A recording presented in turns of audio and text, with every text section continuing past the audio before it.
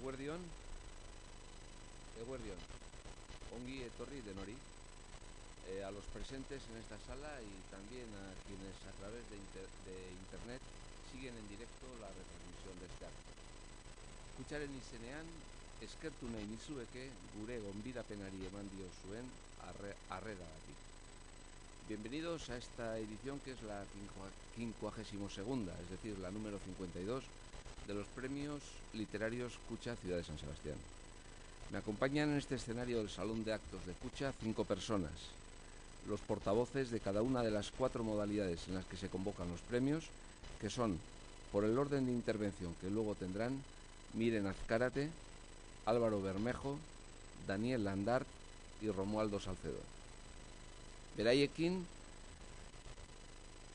sarietarako deia egiten duen eta beroriek diruz babesten dituen Kutxaren gizarte ekintzako zuzendaria, Carlos Ruiz.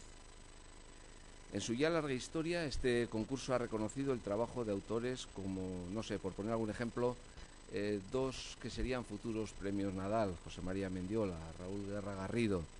En fin, aunque también tengo que reconocer que una especial debilidad por un escritor, el chileno Roberto Bolaño, que en 1997 ganó el concurso de cuentos con su obra Sensini. Donostia hiriko literatur sari hauek, irabazle asko eta askorentzat, beren literatura osperako bidea egiteko lehen urratsa izan dira eta aukera on bat urte batzuk geroago bide hori sendotzeko. Estos premios, aun dentro de su modestia, se han ganado a lo largo de estas décadas un elevado prestigio, tanto entre los autores como entre los diferentes actores que forman parte activa del entramado literario. Y bien, hasta aquí una primera reflexión. De lo que se trata ahora es de poner en valor la edición 2012, una de las ediciones con más obras candidatas del siglo, pues se han presentado un total de 1.250 trabajos y resulta ser la más internacional de todas, con autores procedentes de 28 países diferentes. Y a ello vamos. Gaztelaniazko ipuin lehiaketak, euskarazko ipuinen lehiaketa du lagun 1979 geroztik. Aurten, 56 obra aurkeztu dira saio honetara. Nolako obrak izan dira? Nolakoa da garaile atera den lana? Zein iritzi izan du epaimaiak? Lehiaketaren barnetiko ikuspegia euskarazko ipuin lehiaketako epaimaiaren eledunak emango digu Miren Azkarate Andreak. Entzun dezagun bada epaiari buruzko iritzia.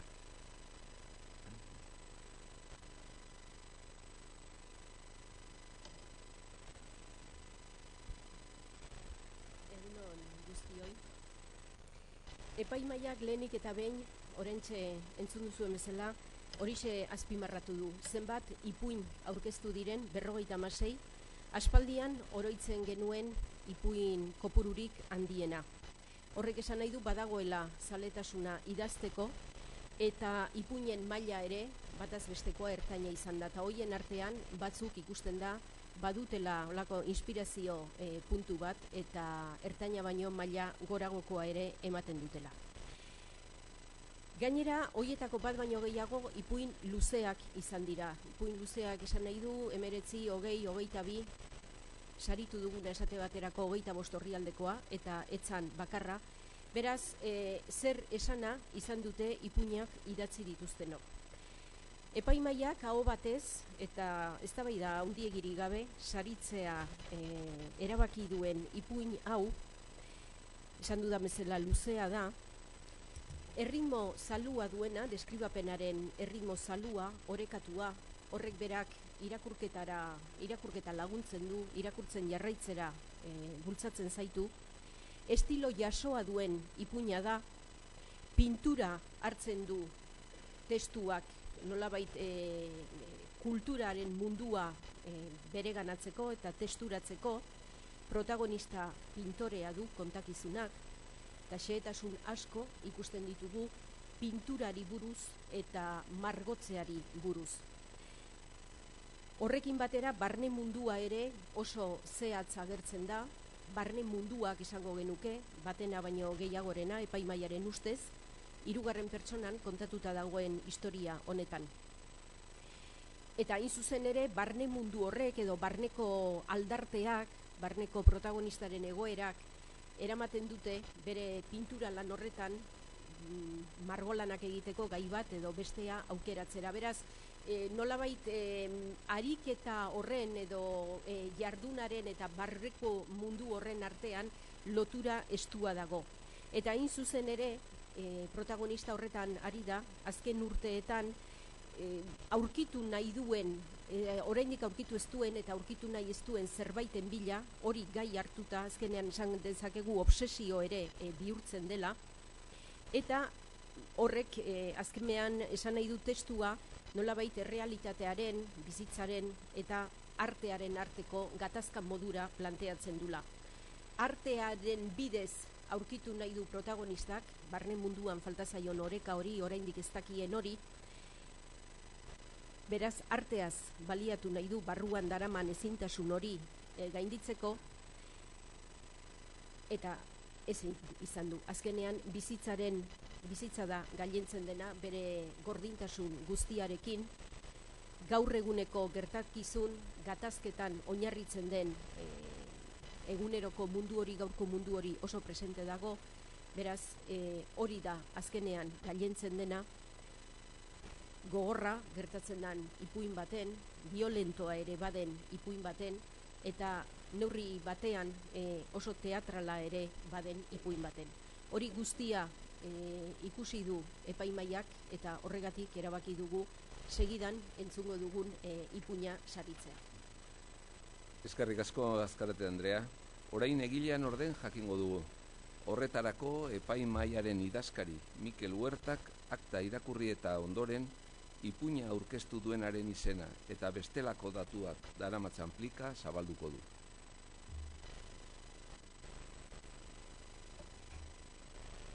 Eguerdion, 2012ko Donostia hiriko Kutxa literatura sarietako ipuin alorra ebazten izendatuak izan diren Miren Azkarate, Iñaki Aldekoa, Jon Kortázar, Maria Jose Olaziregi eta Enkarni Ingenuak epaimaikideak erabaki dute. Garaikurra eta 10.000 euroko saria ondoko izenburupean aurkeztua den lanari ematea. Malboro gizona, beroren egila honako hau delarik.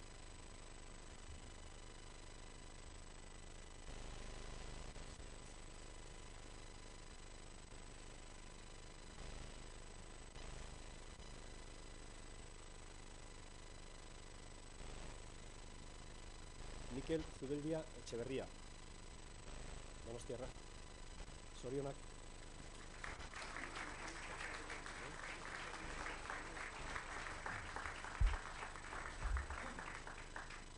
Bai, zorionak Mikel Zubeldia Etxeberriari Euskarazko Sailaren ipuin lehiaketa honen 32. edizioaren irabazlea izan zaren horri. En esa visión interior de los premios corresponde ahora valorar cómo ha sido, desde dentro, el concurso de cuento en castellano al que han concurrido 934 obras procedentes de 28 países diferentes.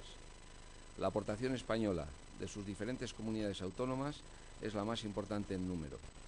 De forma destacada, Argentina ocupa la segunda posición, seguida a distancia por México, Estados Unidos, Cuba y Chile. La visión del concurso nos la va a ofrecer el escritor Álvaro Bermejo, portavoz del jurado.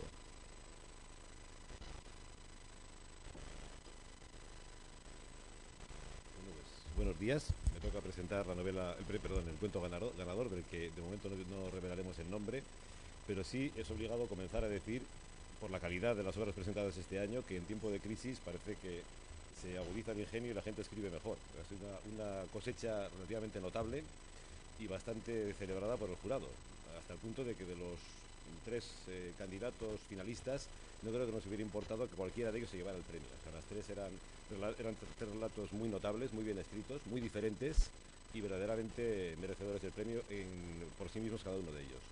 El que se lo ha llevado es un relato que habla de un tiempo de crisis un poco más fuerte que el nuestro, porque nos remite a la posguerra de la Segunda Guerra Mundial y en concreto a una ciudad particularmente señalada durante ese tiempo, como es Dresde, la ciudad alemana que fue salvajemente bombardeada en 1945 objetivo civil, no lo olvidemos, hasta dejarla reducida prácticamente a un rimero de cenizas. Esa ciudad en la que se conservan reproducciones anteriores a los bombardeos era una de las joyas de la corona de la gran Alemania. Tenía unos teatros fastuosos, tenía, en fin, una arquitectura civil importantísima y tenía edificios que reproduce el relato ganador muy bien hasta en sus escombros, ¿no? La heladería Friedberg, la cervecería Bavaria, sin verlos, porque están reducidos ya a la ruina, el lector se puede ir imaginando cómo fueron en el tiempo de esplendor, que viven ahora de otra manera. Solo quedan lienzos de paredes derrumbadas donde la gente, los supervivientes, van dejando billetes, donde dan datos de a quién buscan o dónde se encuentran ellos para reencontrarse. Pues la devastación llegó a tal extremo que la gente no tenía lugares de encuentro, o sea, era un auténtico páramo, se podría decir, casi nuclear. O sea, es comparable a Hiroshima, el estado en el que queda Dresde tras los bombardeos, ¿no? De aquí emerge un personaje bastante cautivador, es una niña de apenas 15 años, que ya es muy vieja, o sea, es una adolescente tan vieja como el mundo. Y esta adolescente se dedica a poner en contacto a personas que van dejando billetes buscándose unos a otros, ¿no? Comercia con ello, ¿no? O sea, es un comercio humano bastante truculento, pese a que en el relato se cuenta de una manera sensible, humana, próxima, pero hay como una melodía de fondo, como un contrapunto en el que se ve que bajo los buenos sentimientos hay un mercado de la carne humana, ¿no? Los personajes se reencuentran o no revelaré qué sucede ni cómo transcurre, a qué desenlace nos lleva el relato, pero todos ellos tienen una entidad evanescente, son como fantasmas, ¿no? O sea, los que van apareciendo, los que se van reencontrando, no son lo que eran y muchas veces son la mitad o menos de la mitad de lo que eran, porque es un relato de mutilaciones. Mutilaciones físicas, mutilaciones emocionales, mutilaciones de todo tipo, ¿no? Nos recuerda no solamente el coste de las guerras, el coste humano, pero también el coste, se podría decir, global, ¿no? El coste de civilización, ¿no? Aquella gran Alemania que se iba a comer el mundo, que iba a fundar el Reich de los 1000 años, acabó reducida a un desierto, ¿no? Un desierto en todos los órdenes también, ¿eh? No solamente físico, sino también moral, ¿no? O sea, ¿qué fue de aquella Alemania? Yo creo que todavía no se han recuperado, ¿no? Están muy vivas las cenizas y las consecuencias de aquello, ¿no? De hecho, todavía hoy, en la Feria de Frankfurt, por ejemplo, yo concurrí el año pasado con un libro que salía en la portada un anagrama nazi. O sea, el libro hablaba de la Atlántida, etcétera, etcétera, y tenía como hablaba de la Segunda Guerra Mundial, etcétera, pues había una pequeña ilustración que mostraba la chapa de un cinturón nazi. Hubimos de retirar el libro del stand. O sea, no se puede hacer en Alemania ningún tipo de plasmación de lo que fue aquello. Es un auténtico empeño colectivo por borrar la memoria. No solamente no tiene ningún interés en recuperarla, sino que prácticamente se penaliza intentarlo. O sea, no se puede publicar un libro con algo que recuerda al Tercer Reich en Alemania, ni siquiera como imagen, sea bueno o malo. Y eso todavía sigue muy vivo 50 años después. Este relato nos cuenta por qué, ¿no? Porque realmente fue algo más que un trauma, fue una auténtica hecatombe para el país y para los supervivientes. Por no extenderme más, sí les diré que durante las deliberaciones, y más aún en el momento de llegar a hacer una pequeña glosa sobre el relato, cada uno de los miembros del jurado apostábamos por un autor de referencia, y salían todos, no nos poníamos de acuerdo, ¿no? Uno hablaba de Thomas Mann, otro hablaba de Heinrich Böll, otro hablaba de Thomas Bernhard, Kafka. De la gran literatura alemana se puede decir que bebe este relato. De ahí un poco de todos ellos, y yo creo que es una buena síntesis de lo que ha dado Alemania a la memoria y a la literatura. Por último, decir que efectivamente hay bombardeos peores o más severos que los de las bombas de napalm o de dinamita, de lo que sea, ¿no? Que son los bombardeos de la memoria y los bombardeos de la identidad. En este relato están los dos magníficamente plasmados. ¿Qué queda después? Un mundo de supervivientes. Eso es la lección final del relato, y con lo que yo espero que el lector disfrute tanto como hemos disfrutado nosotros en leyendo este cuento. Muchas gracias. Gracias a ti, Álvaro. Bien, gracias, Álvaro. Vamos a conocer ahora la identidad del autor, para lo que la secretaria del jurado, Onintza Urbieta, dará lectura al acta correspondiente y procederá también a abrir la plica que descubrirá el nombre y demás datos de remitente del trabajo ganador. Egun on guztioi, el jurado nombrado para fallar la especialidad de cuento de los premios literarios Kutxa Ciudad de San Sebastián 2012, integrado por Álvaro Bermejo, José Manuel Costas, Raúl Guerra Garrido, Michel Ezquiaga y Anchón Obeso, ha acordado conceder el premio de trofeo y 10.000 euros al trabajo presentado con el título Preguntádselo a Caterina Meyer, cuyo autor es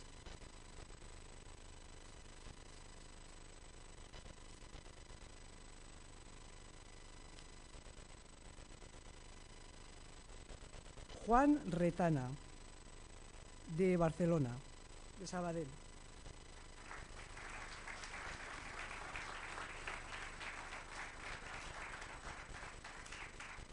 Pues bien, felicidades a Juan Retana, ganador de esta 52ª edición del concurso. Antzerkia geroago iritsi zen, kemen handiz iritsi ere Donostia hiriko kutsaren sari hauetara. Euskarazko sailean lehiatzeko 16 lan jaso ditugu. Orain, aurkeztu diren obra horiei buruz epaimahaiak duen iritzia entzungo dugu. Epaimahaiako eledunak azalduko du Daniel Landart jaunak. Bide batez, obra irabazlearen ezaugarriak ere emango dizkigu. Entzun egingo diogu.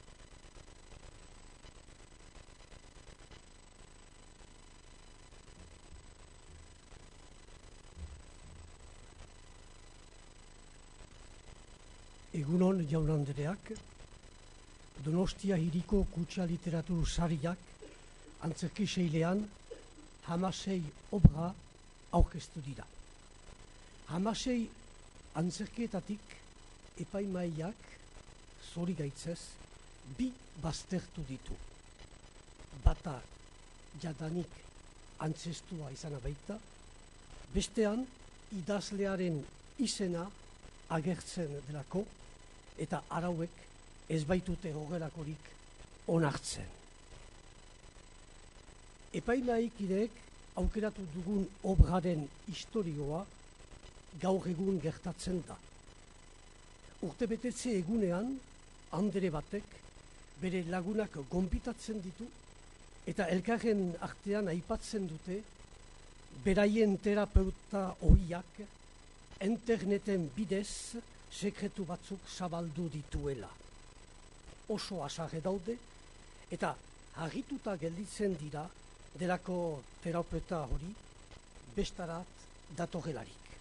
Orduan, tirabirak eta konponbideak bilatzen dituzte, baina tratuak tratu ez dira ezertarat iristen.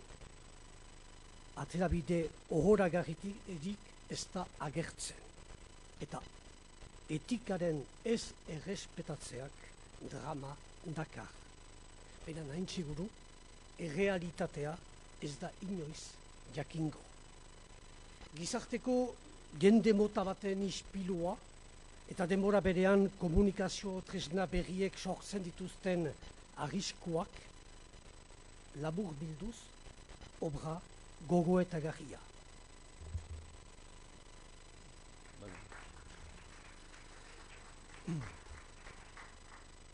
Eskerrik asko Landar jauna. Orain egilean orden jakingo dugu.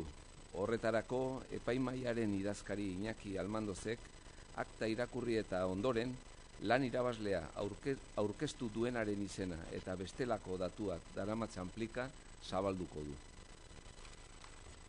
Kaso eguerdion guzti hori, Donostia hiria kutxa 2012, literatur sarietako antzerkia alorra ebasteko izendatua izan den epaimahaiak, Aurelia Arkotxa, Ana Toledo, Daniel Landart, Imanol Elias eta Patxi Urkitzu jaun-andreek osaturi dagoenak erabaki du garaikurra eta 20.000 euroko saria ondoko izenburupean aurkeztua den lanari ematea. Egia. Beronen egilea honako hau delarik.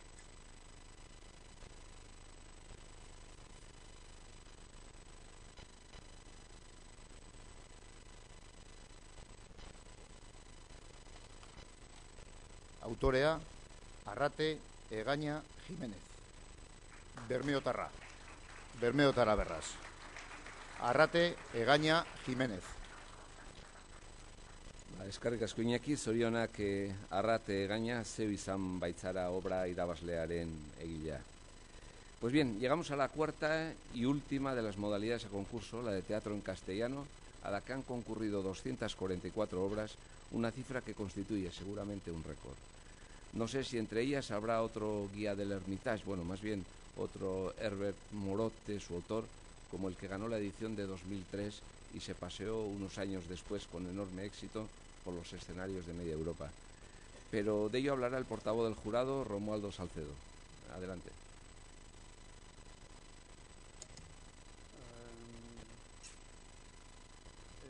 244 obras, un 50% más que la vez que más se han presentado. Con lo cual, pues de alguna manera, la mala salud del teatro sigue siendo de hierro, porque si no, no se habrían presentado tantas.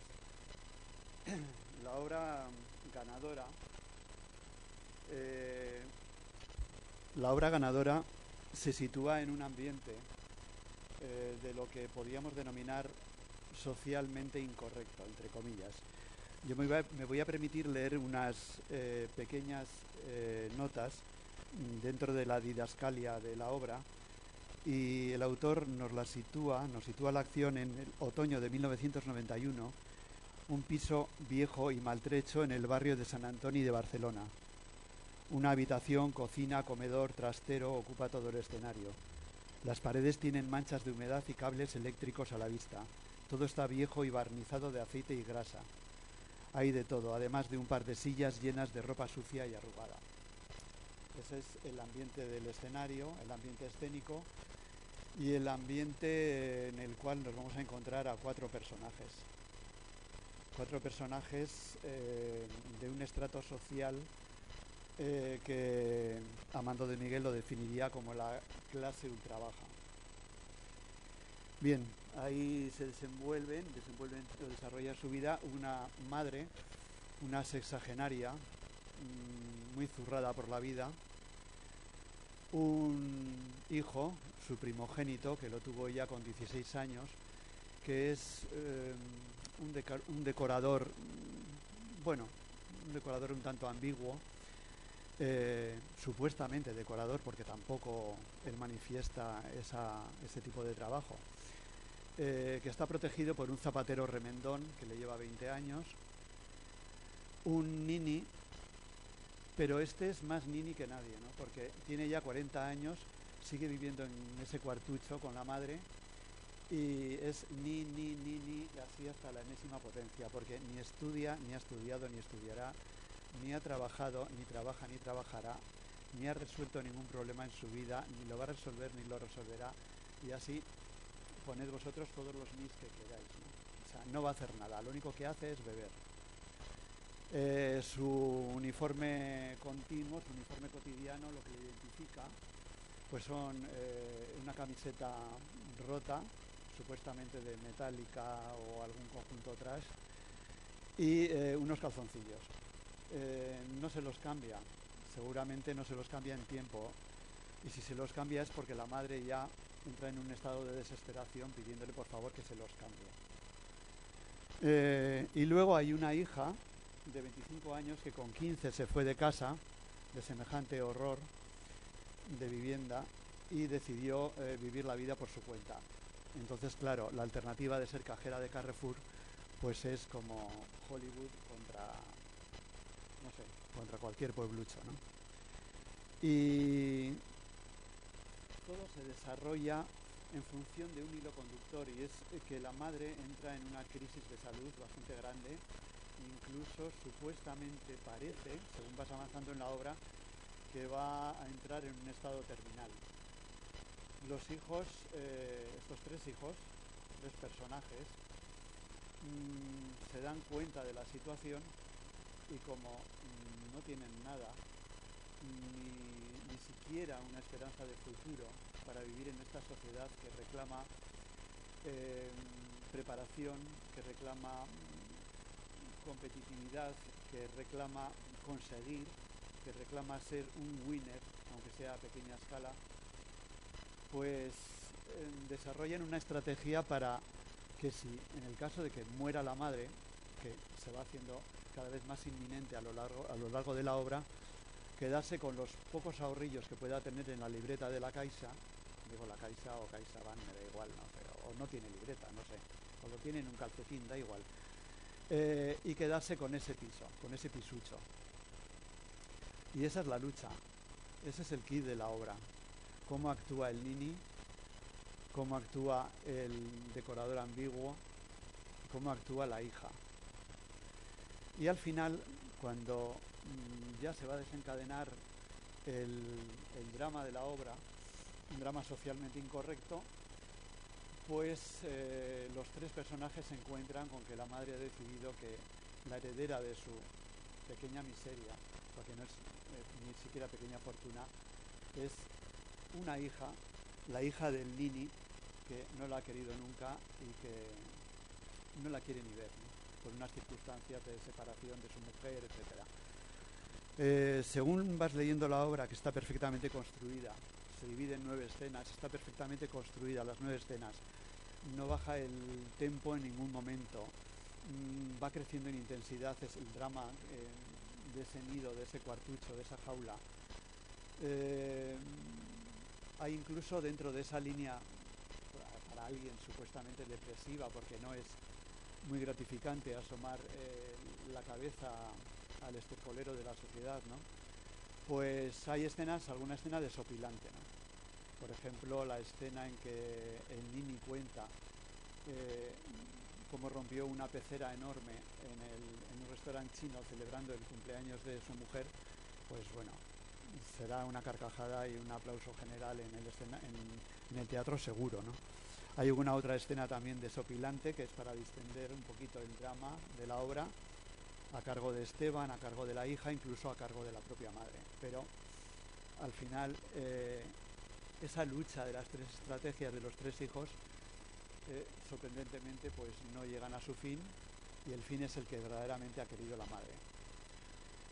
Por dar alguna referencia de a qué se parece o dónde está el referente de esta obra, a mí se me ocurriría poner el teatro de Joe Orton. El teatro de Joe Orton, allá por los años 60, que es cuando triunfó su teatro en Inglaterra y en toda Europa y en el mundo. Las comedias socialmente incorrectas, que llegaron a llamarse comedias negras, y que ha quedado el calificativo de ortonesco, ¿no? Quizá esta obra es un poco ortonesca, pero con toda la carga positiva que ello tiene, de reflejar en un escenario y en hora y media de duración aproximadamente qué puede suceder, o de hecho qué sucede, o cómo son los tintes de lo que sucede en un extracto de la clase ultra baja. Y nada más. Hay una virtud, y es una gran virtud en la obra, además de la estructura, el tiempo, la composición de las 9 escenas, cómo están hiladas, la construcción increscendo de los personajes de carne y hueso, y es que el autor en las escenas no lo terminan de decir todo, y esto es, como dijo Voltaire, una gran virtud, porque si no sería aburrido. Has dicho antes que el guía del Hermitage se ha paseado por los escenarios. Esta obra perfectamente puede pasearse por cualquier escenario y seguro que será un éxito. Yo así lo predigo y lo desearía.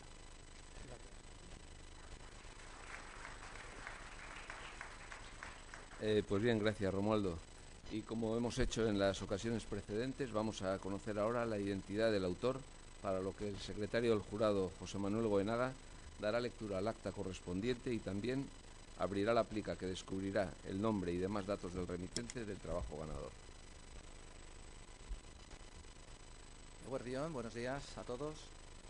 El jurado, nombrado para fallar la especialidad de teatro de los premios literarios Cucha, Ciudad de San Sebastián 2012, integrado por Miquel Azpiazu, Romualdo Salcedo, Emilio Gutiérrez Cava, Jerónimo López Mozo y Andrés Orel, ha acordado conceder el premio de trofeo y 20.000 euros al trabajo presentado con el título De la misma pasta, cuyo autor o autora es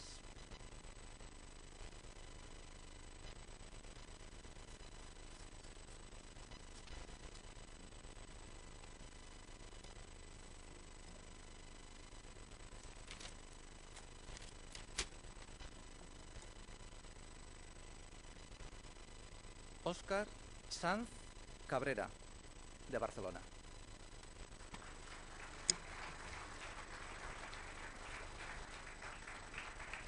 Gracias, José Manuel. Felicidades, por tanto, a Óscar Sanz Cabrera, el autor premiado. Onaino iritsi da, 52. edizio honetako irabazleen aldarrikapena. Sariak datorren maiatzean banatuko dira formalki, eta saritutako lan inprimatuak ere ekitaldi horretan bertan aurkeztuko dira jende aurrean. Saritatuko lanak argitaratzea, bestalde beste akulu bat gehiago da, zalantzari gabe lehiatzen diren idazleentzat. A ellos, a todos esos miles de escritores que a lo largo de estos 52 años han enviado sus obras a participar en estos premios, nuestro reconocimiento. Sin su esfuerzo, sin su confianza permanente en el poder de la palabra escrita y sin su empeño constante por tramar 1001 historias, este certamen no tendría ningún sentido. En fin, eta orain, ekitaldi honi amaiera emateko, Kutxaren Gizarte Ekintzako eta Kutxabankeko komunikazio zuzendaria dugun Carlos Ruiz jaunaren txanda izango da.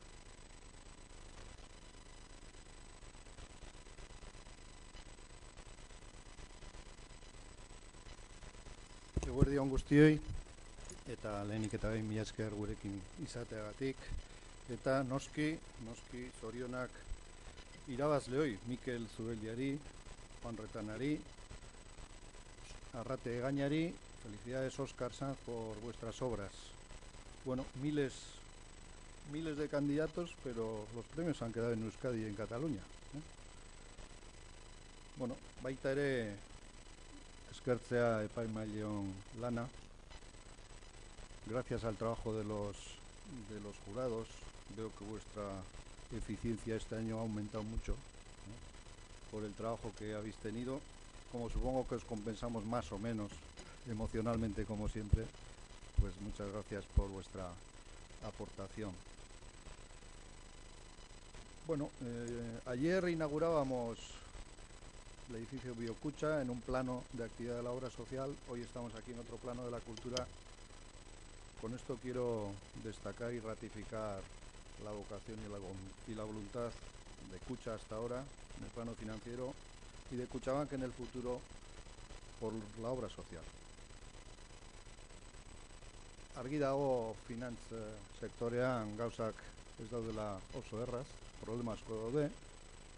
Geu ere gure mozkinak desente jetzi egin ditugu, baino hala ere azkeneko urte hauetan Kutxa Fundazioaren konpromisoa gizarte ekintzarekin mantendu egin da, eta nik uste hori aipatzekoa dela. El fin último de estos premios es incentivar la lectura. Lo he dicho en más de alguna ocasión. Por tanto, la felicitación, por supuesto, para los autores, pero desde aquí lo que tenemos que animar es a la lectura y acudir al teatro, que veo también gente que se ocupa de facilitarnos montajes de obras. Manolo, que nos animáis, que nos invitáis, y que ese es el fin último de estos premios. Por tanto, felicito nuevamente a los autores, os agradezco de verdad a los jurados y a los portavoces, baino ezinbestekotzat jotzen nuen eta jotzen dut irakurri egin behar dugula, eta hortara animatzen zaituztet guztioi, eta interneten bidez ikusten edo jarraitzen gaituzten guztioi. Mila esker gurekin izateagatik, maiatzea arte, zeren maiatzean banatuko ditugu sariak, nos veremos en mayo. Mila esker.